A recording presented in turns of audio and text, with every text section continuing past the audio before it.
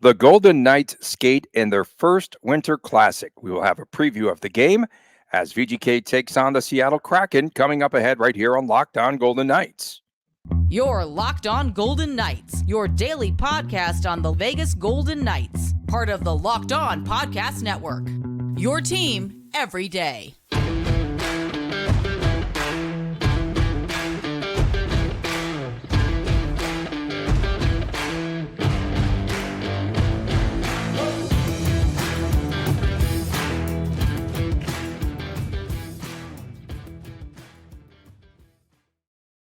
Well, hi again, everyone. Tony Cardasco and Chris Garlick from Las Vegas. Thanks for making us your first listen each and every day. Find us wherever you get your podcast and make sure to subscribe to our YouTube channel. That's Locked On Golden Knights.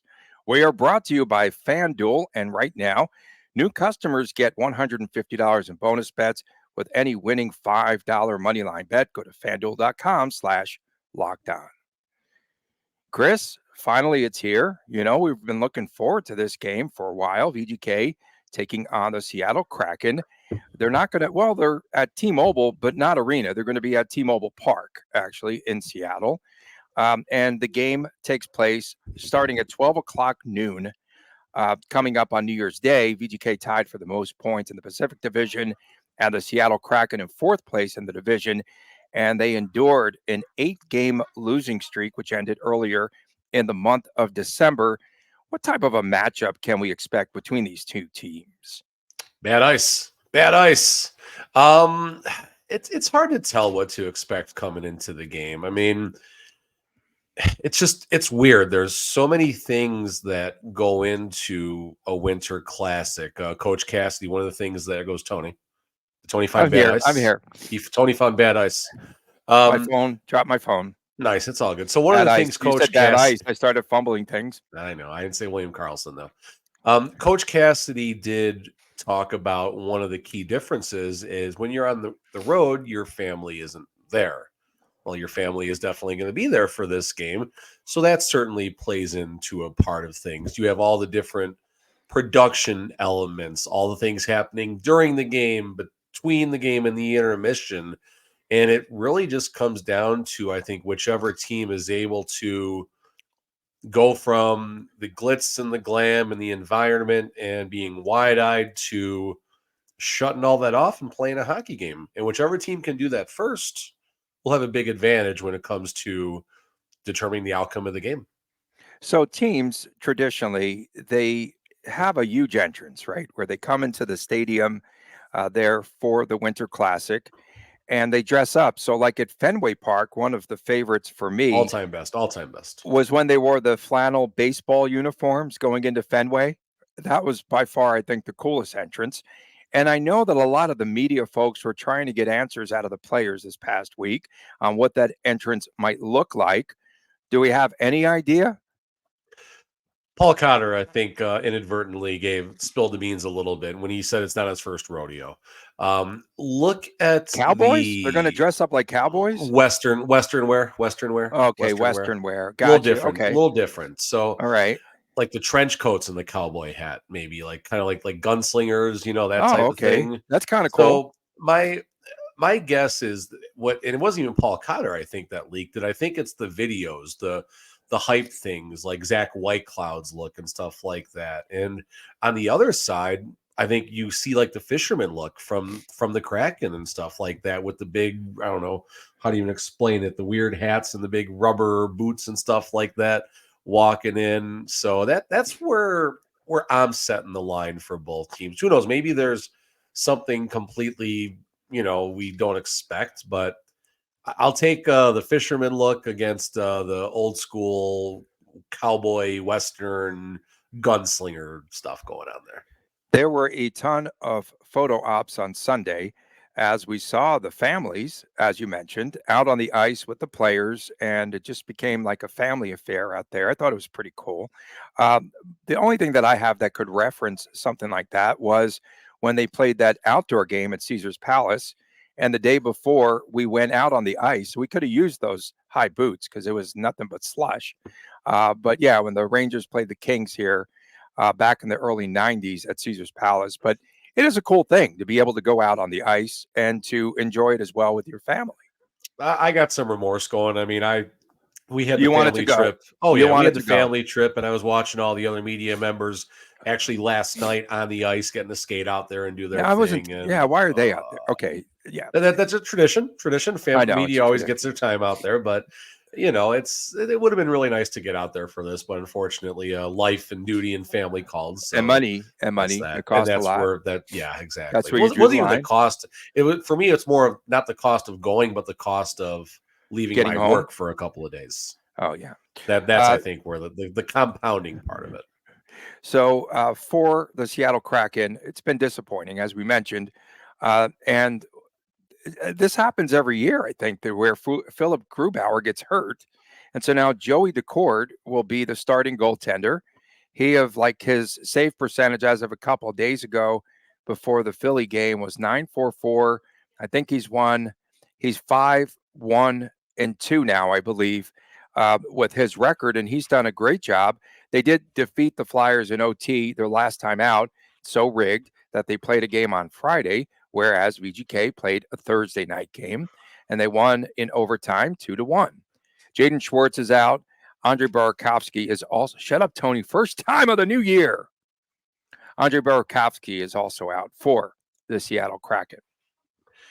Yeah, I mean, listen, the Kraken. This isn't the same team though This that it isn't was to our start first the year. rodeo. There This you isn't our go. first There you rodeo. go. So Kraken 6-1-3 and a 4-game winning streak right now. 6-1-3 in their last 10. So it's important to, I think, for the Golden Knights to acknowledge the fact that this isn't a 500 Seattle Kraken team. This is much more closer to the team that resembled the team that almost went against the Golden Knights in the Western Conference Final. The Kraken were within 2 goals, right? They took the Stars to Game 7, lost by 1 goal. They scored a goal late, but still they lost the 7th game in their second ever season as an NHL franchise to, qualify for a conference final. So I think this game is such a good reminder of how bad of a job so many GMs do in the NHL, right? I mean, I know Vegas and Seattle, I guess you can say they are blessed with a blank slate. I'm sure there's a lot of franchises that would gladly take a blank slates. But the reality is Seattle's built a team their way. The Golden Knights have built a team their way. And, all of a sudden they're going to be competing in the feature game of the NHL regular season. So I think it's just pretty awesome to acknowledge that. But again, back to the Kraken, they're playing good hockey. They're peaking at the right time. Golden Knights thankfully reminded themselves they know how to win a big game this past Thursday. And as Tony, of course, stated about the schedule, they've been off. The Golden Knights been off for a couple days, enjoying that victory, and got to Seattle nice and comfortable yesterday, and got ourselves a hockey game. VGK 8-1 career-wise, historically now against Seattle. It's just kind of strange in that I always see like the original 6 teams playing in these games, right? That always has a different feel. I'm just curious about the vibe, not the immaculate vibes, because that went away in 2023. But I'm really curious, Chris, about the vibe for this game with 2 of the newest franchises, or the 2 newest franchises in the National Hockey League. The NHL hates the Golden Knights. No, Not they the don't. NHL, not the league. I said that the wrong way. Yeah. No, Gary Bettman led the parade. Fans outside of Southern Nevada hate the Golden Knights. Okay, Canada, that's fair. Sure as heck hates the Golden Knights. Yeah, they hate them. They do. And Seattle now is getting in that same perspective because they're not a bad hockey team. They almost made a conference final, which means they almost made a Stanley Cup final. Whereas, everywhere in Canada hasn't even sniffed the Stanley Cup in a long time, nor won a Stanley Cup since 1993. So, yeah, there certainly is some different big picture perspective, right? I mean, the Golden Knights, they're a major market, sure, but nowhere near any of the Canadian markets or the original 6 markets here in the States or some other franchises as well. So, yeah, I mean, the NHL definitely is taking a chance from a ratings perspective, a marketability perspective.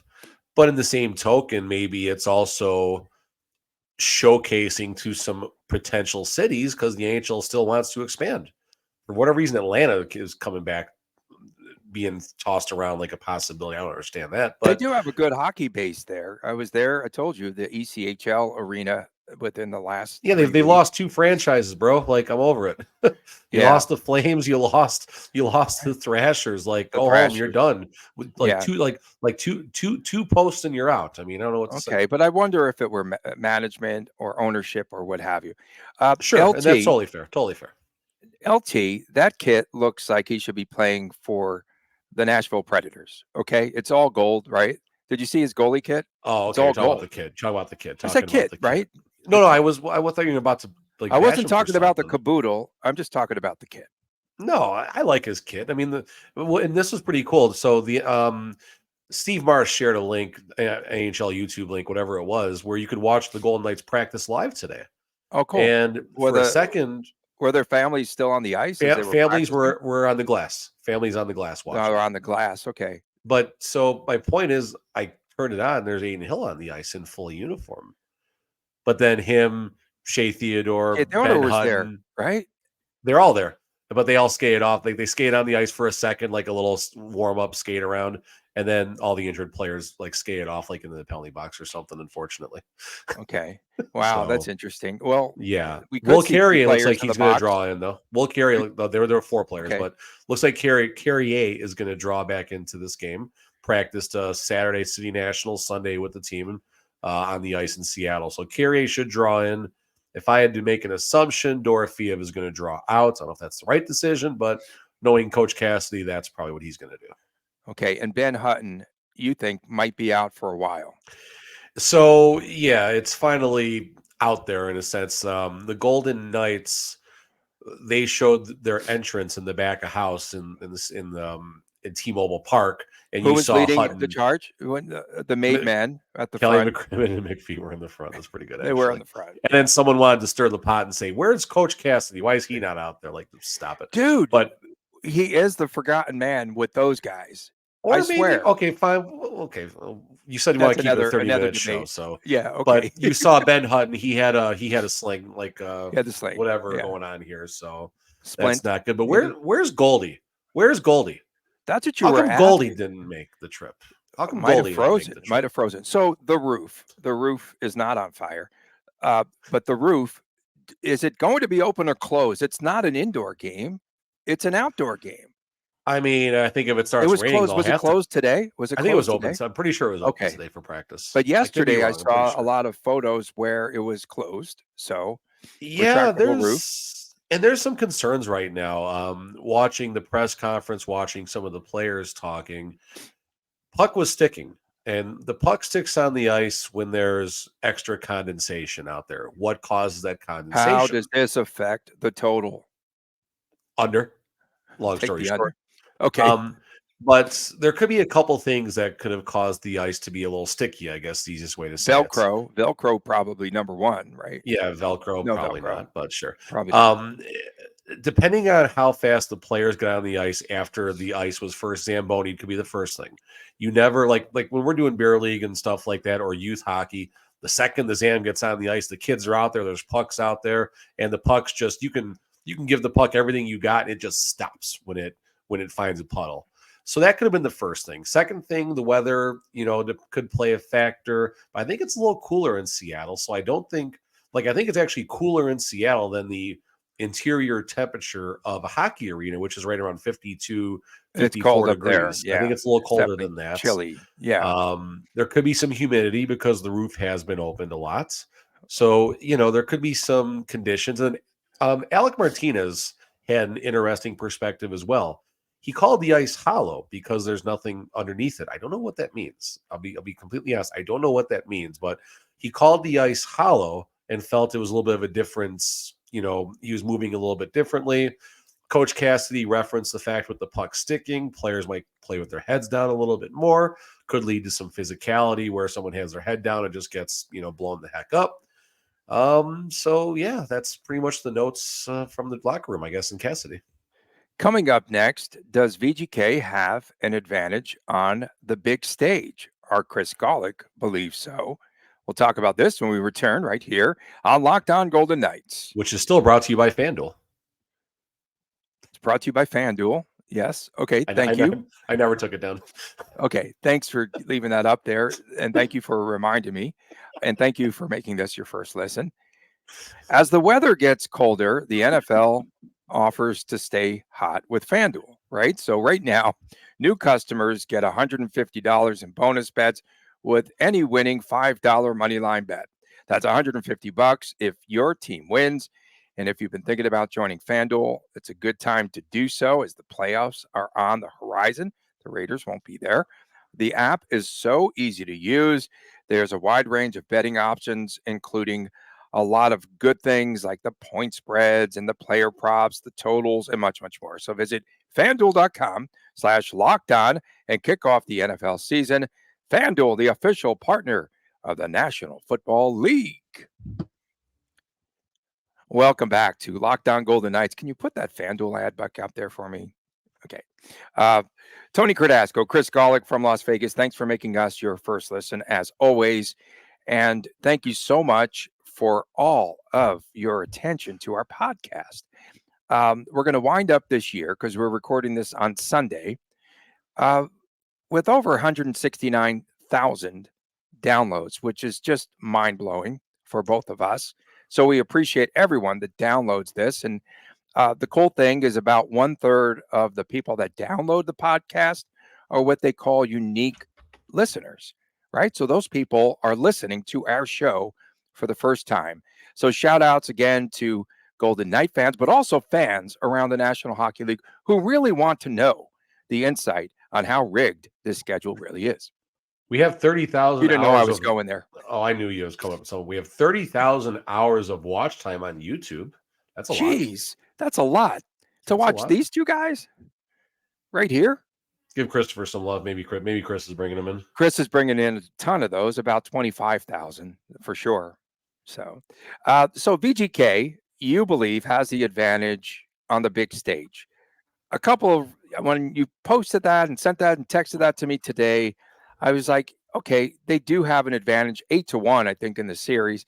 I don't sometimes. Sure about that. I just think that when VGK plays Seattle, I feel like it's overmatched in favor of VGK.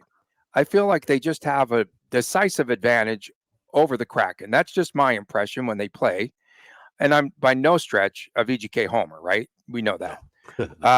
So they played in the Cup final, of course, in the playoffs. By itself right there.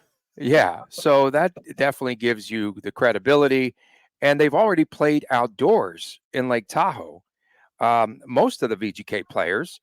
So that does give them a little bit of an advantage. And on top of that, Bruce Cassidy goes for a 3-0 start in outdoor games. The Bruins beat the Flyers up in Lake Tahoe, and it was 7-3 over the Blackhawks in 2019. That was the Fenway Park game. Was that really 4 years ago? Sorry, is that really The Blackhawks got an outdoor game 4 years ago. That by itself is interesting. Yeah, given the state of that franchise. Right. I just hope the ice is OG6. going to. Let's say, let's hope the ice is going to be better than Lake Tahoe, I guess, to start there. But I mean, my main thing is, so I think back to the Stanley Cup final. I think back to media day when I was there. I was talking to the Florida Panthers players, and like they were very nice and humble about the experience, but they were also excited to be there. They were content with making the Stanley Cup final. Yes, they wanted to win the Stanley Cup final, but they were content with their place. They're the 8th seed, didn't even make the playoffs till the last day. I think the Blackhawks actually helped them, now that we're talking about that, by beating the Penguins there. So fast forward to how this matters right now. The Golden Knights, yes. Coach Cassidy has been, pushing the players to enjoy this time with their families, know when to, focus on taking the moments in, staying in the present. One of Cassidy's favorite quotes about himself and the team. But he also knows that this team knows when it's time to focus on winning a hockey game. You saw that on display at the Stanley Cup final. You saw that when I was talking with the players leading up to the Stanley Cup final, the Golden Knights. You knew there was a mission. Yes, they're in the Stanley Cup final. They're happy to be here. Awesome. Good job. but now it's time to get to the business of winning the Stanley Cup. Same thing's going to apply tomorrow. Does this mean the Golden Knights are going to win the Winter Classic? No. The Kraken can certainly give them a good game, and it could be a very close and competitive game. But if it's going to be decided simply on which team can rise to the occasion, can rise to the big moments, the Golden Knights have a glaring advantage in my opinion. And Coach Cassidy, 3 of these now. Yeah, third time. Third one. And he knows better than anybody on this team how to handle it. A lot of the players for VGK have played before outdoors. Yeah. I'm just curious, like, what the game, like the tempo will be. Sluggish. I think it'll be sluggish with the Hello ice. That'll be excuse number one by far, if they falter in this game. And then I'm also just wondering about, like, how caught up they will be, both teams, just in that atmosphere. It is different. It's much different than the Stanley Cup because there's not like a ton on the line.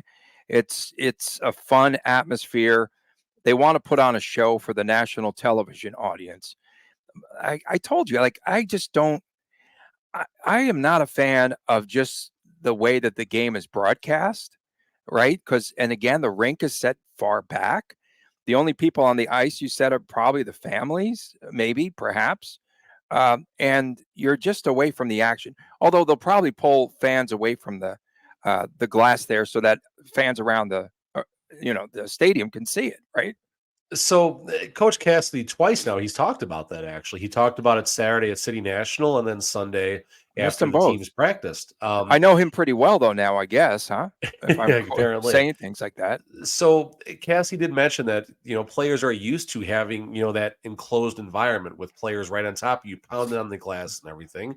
And I don't know if he used the word disconnect, but he definitely mentioned it's a different environment, which can lead to you getting, a little bit lost in the moments and just kind of looking around and taking things in.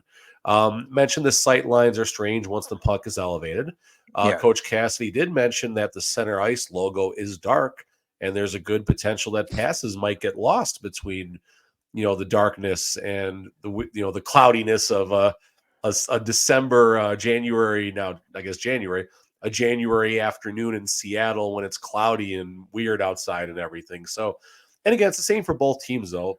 Let's be clear about that. I understand what you're saying. And if the Golden Knights do have a rough game, and especially if it looks like they're sluggish, I'm sure, as with the theme lately, you'll hear that the Golden Knights they've played more games than anybody. And here we go. Don't get me started with that.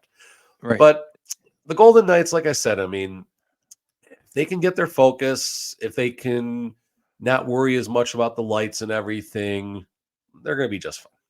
I wonder in hockey if it's the same as, so NCAA basketball Final Fours, right?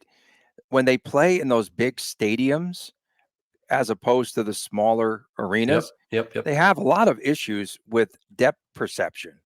So I'm curious if there's going to be a feeling out like portion of this game to where they actually start to focus in on the rink rather than, again, those surroundings around it. I mean, does that make sense? I haven't watched a lot of boxing recently, but in a lot of the heavyweight matches, you don't see him out there trying to get a knockout in the first or even the second round. It's what's your opponent doing? What's their mindset?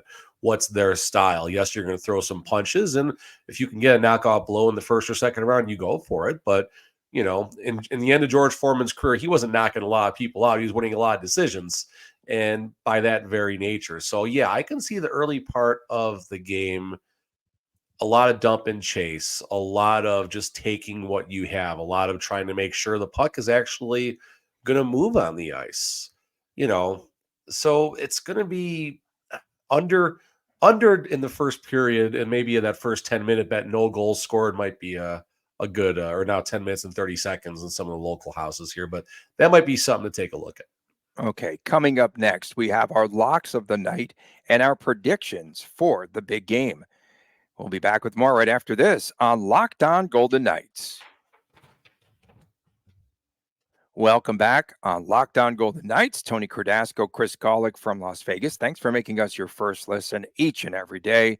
We sure do appreciate everyone out there. Hope that you're enjoying this New Year's Eve and New Year's Day break, wherever you might be. especially our everydayers who tune in on a regular basis. Cannot thank you enough because that's what makes this show tick. And don't forget, on Fridays, it's always WTF, What the Friday. And on Saturdays, it's the Chris and Chris show, where Big Chris this week had a lot of resolutions and no excuses and no circumstances. Good. I got nothing. Oh, Tony dropped something again. He's back. Tony dropped. So really fast. I dropped a sneeze. Oh, okay. I turned off the mic though. That was good. I'll fill 15 seconds. So we went to the Silver Knights game last night. Me and little Chris. Isaiah Seville, he took a page out of Logan Thompson's book against the Ducks and one-upped him. Unfortunately, 5 first period goals, and he got the heave ho coming out of the first period. So man, not a good showing by the Silver Knights. But it's Vikman, not WTF. Oh, go ahead. Sorry. Okay, I'll say Vikman came in and did okay. Gave up 2 goals and both those goals came in the third period. Just the game was well over. Nice little fight though in the third period, which made it a little bit interesting. But if you didn't go to that game, you didn't miss anything either. Besides New Jersey, it's kind of cool. But besides that, so I was in nice take there by the Ontario Reign there, putting an L on the front of their jersey. That was good. Great. That's good fire. So just a quick note here. So I was in the Valley of Green Valley, right there near the arena. Okay. And people are they're not paying for parking. They're parking off premises and they're parking there around Green Valley Ranch and everything else that's over there, the district and what have you. Didn't they say 2 things? And I always go back to this, that they were going to build pedestrian bridges to go over the crosswalk. They did initially. Okay, and I don't remember, but I'm sure it wouldn't surprise me. They also talked about this underground tunnel that no one believes me. I'm going to have to go back and dig that up because that's what they were saying. You could just come in off of Green Valley Parkway to alleviate the traffic, and they were coming up with some sort of a tunnel design where you get off, exit, and go underneath and into the parking lot. But it's dangerous out there. It's dangerous is what I'm getting at. No, there was a couple things said, and I do vaguely possibly remember some of that. Another thing Foley simply said was talking about traffic lights and traffic flow and stuff like that. And I mean, maybe this is an unnecessary shot I'll take, but there isn't enough people going to the games to cause a lot of traffic in the first place. That's good. But there was a decent crowd, and a lot of fans were just parked outside of the arena area. And they all parked at the district. No traffic cops out there directing traffic with the pedestrians. Okay. No, there's the only traffic people are inside. Yeah. Not WTS. WTF. That comes up later this week. Okay. Time for our locks and predictions for the big game. Very good. Am I starting? Yeah, you can start. I don't care. All right. So I think the Golden Knights do have the advantage historically, number 1 over Seattle. Number 2, given my second point about the Golden Knights being able to shine on the big stage. As far as who's going to shine on the big stage, let's go back to Game 5 of the Stanley Cup Final. Mark Stone, hat trick. That's where I'll start my bidding. Jonathan Marchessault gets the Conn Smythe. We'll certainly go there. So I'm going to go with Stone and Marchessault. Eichel might get in there too, but Stone and Marchessault. If I could take a third, I would take Eichel. But let's go 3 today, Tony. It's a big game. Let's go 3 locks of them. Let's go 3. Let's go with 3. I have Eichel and Stone on my list. Again, you say the advantage to VGK, advantage McEnroe, advantage to VGK because of all the experience here in bigger games. I say in this game, okay, all right, my third would be Logan Thompson. He'll get an assist, so yes, that's going to happen. I like that. But I'm putting that on there. But also, if LT cannot see the puck indoors where there's good lighting, look at that face. Oh, this is going to hurt. He's not going to be able to find the puck. He will not be able to find the puck there in the stadium lights. No way. Poor Logan. For that reason alone, I wanted to take an under with a hollow ice. However, I am going to take a final score of 5-3 VGK. I'll still go with VGK, but I think that at least 3 goals given up by LT. I'm with you on 3 goals. I'm going 4-3 Golden Knights. It's going to be 4-2. Then the 6-on-5, they're going to give up that third goal. So The 8th goal of the season on 6-on-5. They've given up 7 already. That's hard yeah, to no, believe. this was kind of an off kind of color comment that Coach Cassidy was asked about, like on the 30th game of the season or 29th game of the season. Then he jokingly said, "Well, we got 50 games to get this figured out. Figured out." Can't even talk. They got 50 games to get this figured out. Well, now you got 42 to get this figured out. It's not getting any better. But of course, Tony, they haven't had any practice time this season. They've played the most games. Okay. I'm so sick of that. I I don't jump on this like you do, Tony, but that is the one thing that drives me nuts that Coach Cassidy keeps saying. Yeah. I love everything about Cassidy. Absolutely. Classy like dude, Cassidy. but I don't like him saying that over and over. It's an excuse. Yes, it's a circumstance. It's an excuse, but it's a circumstance. It's a circumstance. Exactly. More games. We played more games than anyone on the planet. Okay. But it's going to even out later. And we do need some practice time, as do Chris and I. So we appreciate everyone tuning in. Last year I put down some resolutions on paper. I think that helps. And I actually had a pretty good year according to my resolutions. So I didn't break very many of them. I exceeded the calorie count, but the other ones, yeah, I did okay. So I'm not like, it's not one of those years, Chris, where it's like, oh, I can't wait for this year to be over. I'm just hoping to carry that momentum into, is that good? Like in coach speak? Yeah, no, Carry that that's momentum good. into I'm gonna back it 2024. up. I got something to back it up with. So one tweet that I did like out there that I saw, and in the cesspool of Was it one social of mine? media. No, definitely Okay, not. no. But you do see a lot of people talking about, and this isn't anything on your timing, Tony, but there's a lot of people that are, so to speak, pounding their chests about things they've accomplished in this past year. And good for you, good for everything everybody has done.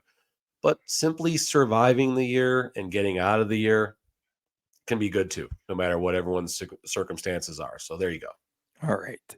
And Happy New Year to you, Chris, to all of our listeners and viewers. We appreciate everyone that tunes in to this show. And thanks so much. And of course, we'll be back on Tuesday with a recap of the outdoor game as we continue through this season. Thanks for tuning in, everyone. We'll see you again next year right here on Locked On Golden Knights. Take care.